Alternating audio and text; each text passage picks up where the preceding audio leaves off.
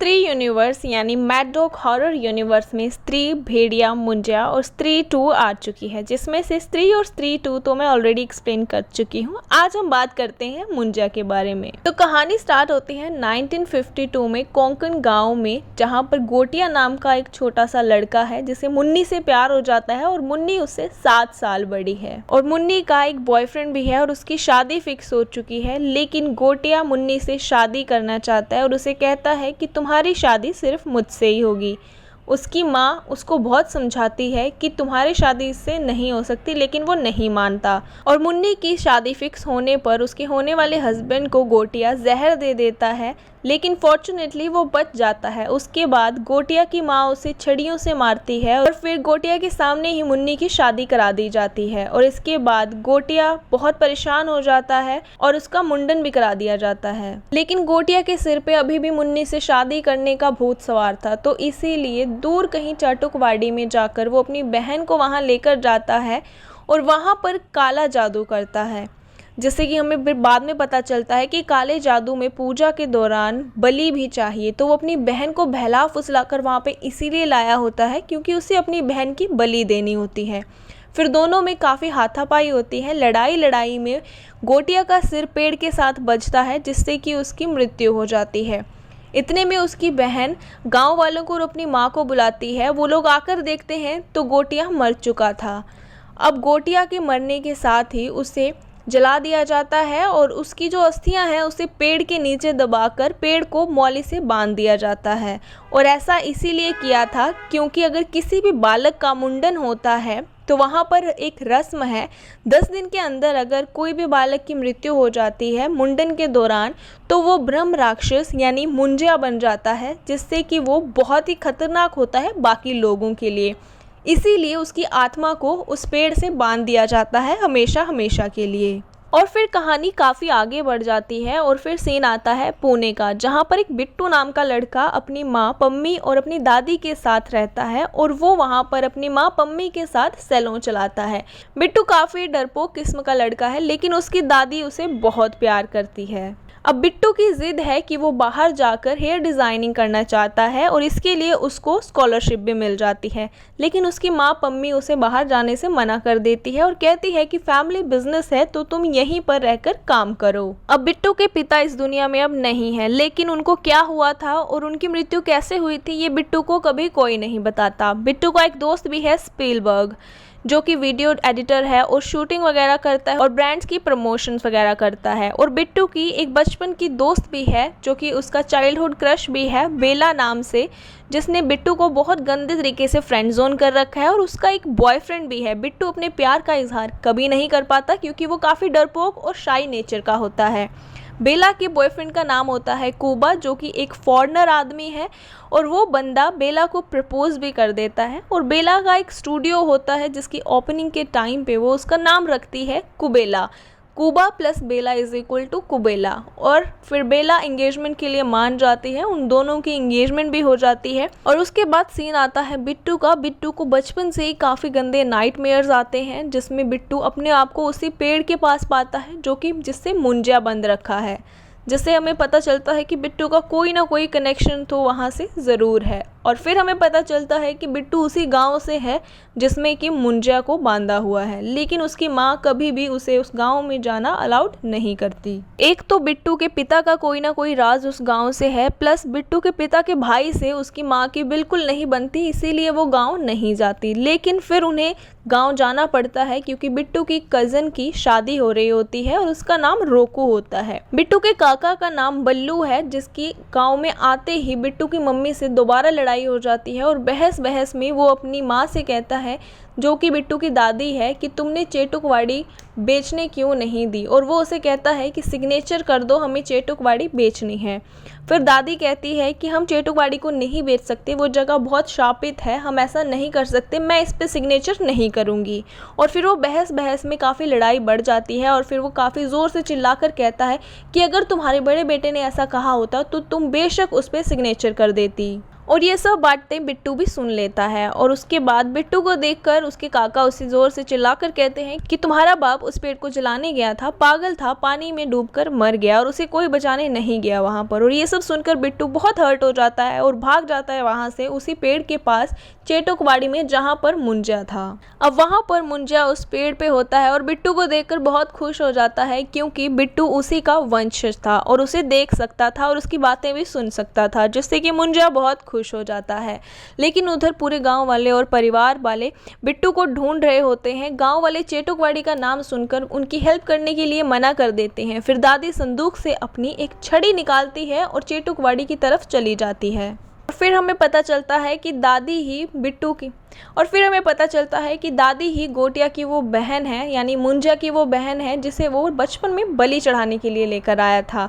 और दादी ने अब अपनी माँ की छड़ी निकाली है, जिससे कि मुंजा बहुत ज़्यादा डरता है और उसने उस पर वो छड़ी मारी है, क्योंकि पेड़ की ही ब्रांचेस में उसने बिट्टू को जकड़ रखा था। और वो फिर उस पर मारती है और उसे डरपोक कहती है। फिर वो मुंजा उससे डरकर बिट्टू को छोड़ देता है। और जैसे ही वो लोग चेटोकवाड़ी से बाहर आते हैं तो दादी और बिट्टू दोनों को लगता है कि मुंजा से उनका पीछा छूट गया, लेकिन ऐसा नहीं होता। मुंजा अब आज़ाद हो चुका होता है, इसीलिए वो नदी के किनारे ही दादी की गर्दन मरोड़ कर दादी को मार देता है। और उसके बाद बिट्टू वहाँ पर बेहोश हो जाता है। और जैसे ही हॉस्पिटल में नेक्स्ट डे उसकी आँख खुलती है, फिर उसे पता चलता है कि दादी अब नहीं रही। और दादी की मौत का सारा ब्लेम बल्लू काका बिट्टू पे ही डाल देते हैं और कहते हैं कि मेरी बेटे की शादी भी तुम्हारी वजह से पोस्टपोन हो गई। अब पम्मी बिट्टू को लेकर वापस पुणे आ जाती है और बस में बैठे हुए बिट्टू को दोबारा से मुंजा दिखाई देता है। और फिर बिट्टू को रियलाइज़ होता है कि मुंजा को सिर्फ ब्लड रिलेटिव्स ही देख पाते हैं, इसीलिए मुंजा सिर्फ बिट्टू को दिखता था। मुंजा ने अपने हाथ से बिट्टू की पीठ पे वार किया था, जिससे कि उसके हाथ का निशान उसकी पीठ पे परमानेंटली बन जाता है और मुंजा जब चाहे बिट्टू के सामने आ जाता है। और मुंजा बिट्टू को काफ़ी ज़्यादा परेशान करता है और पुणे पहुँचने के बाद तो वो बिट्टू को मारता पीटता भी है। और उसे अभी भी मुन्नी ही चाहिए थी, इसीलिए वो बिट्टू से कहता है कि मुन्नी को ढूंढो और मुन्नी लगन यानी कि मुन्नी से लगन कराओ। और जैसे ही रात होती थी मुंजा आ जाता था, सुबह होते ही मुंजा चला जाता था। यानी बिट्टू पूरा दिन काम करता था सैलून में और उसके बाद रात को मुंजा के कहने पर मुन्नी को ढूंढने निकल जाता था और बहुत परेशान रहता था, जिससे उसकी माँ को उसकी इन अजीब हरकतों को देखकर लगता था कि बिट्टू कोई गलत काम कर रहा है, किसी गलत संगत में पड़ गया है या ड्रग्स लेने लग गया है। फिर ये सारी बात बिट्टू अपने दोस्त स्पीलबर्ग को बताता है। स्पीलबर्ग को पहले तो भरोसा नहीं होता और वो हंस देता है, लेकिन जैसे ही शाम होती है फिर स्पीलबर्ग को भी मुंजा पीट देता है, जिससे उसे यकीन हो जाता है कि मुंजा सच में एग्जिस्ट करता है। अब मुंजा जब भी आता था तो बिट्टू की पीठ पे जो निशान था उसमें चमक आ जाती थी, जिससे उसे काफ़ी ज़्यादा दर्द भी होती थी। अब स्पीलबर्ग और बिट्टू दोनों डिसाइड करते हैं कि वो मुन्नी को ढूंढेंगे और मुन्नी की शादी मुंजा से कराएंगे, जिससे कि वो दोनों उससे हमेशा के लिए फ्री हो सकें। और फिर बिट्टू अपनी कज़न रुक्कू को कहता है कि वो मुन्नी की कोई पुरानी तस्वीर निकाल कर उसे दे।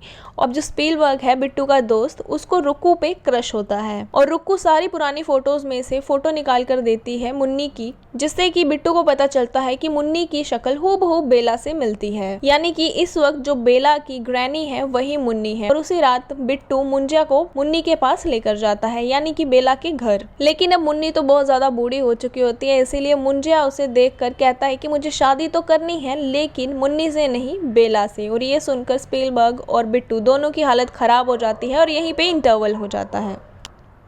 और अब इंटरवल के बाद बिट्टू और स्पीलबर्ग दोनों एल्विस करीम प्रभाकर नाम के किसी बंदे के पास जाते हैं, जो कि सुपर नेचुरल एंटिटीज़ को ख़त्म करता है।